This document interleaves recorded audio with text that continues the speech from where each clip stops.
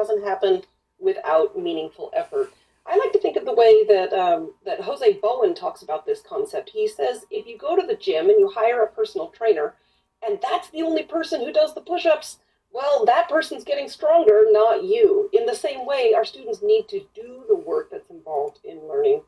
And for any of this to happen, it's very important to really help students feel welcome, valued, seen, and safe and respected in our learning communities. And I'm going to talk more about this later, but suffice to say for right now that when students don't have a sense that they are safe, you can't actually think at the same level as when you do feel that you can relax and focus all of your mental resources on the learning itself.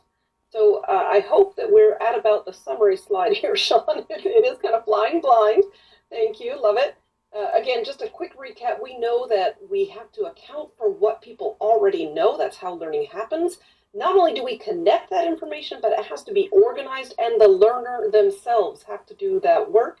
We know that the student needs to see the value and be motivated in learning as well. It's important to develop foundational skills in an intentional sequence before we're asking students to do higher order thinking and tasks. We also know that students will benefit when they have a good sense of how proficient they are with the information that they are gaining. We know that it's important to do the work that is required, and that in order for any of that to happen, students have to feel safe and valued.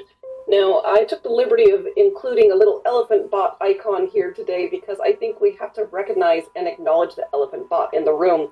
We are here today to talk about AI and how these tools can help us deploy and implement these principles of learning. But it's also the case that AI can be used to outsource our learning and to offload the learning. Today, we have lots of ideas to talk about how students are going to want to do the work of learning themselves.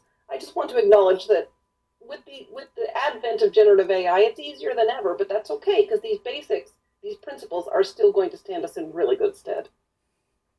Great.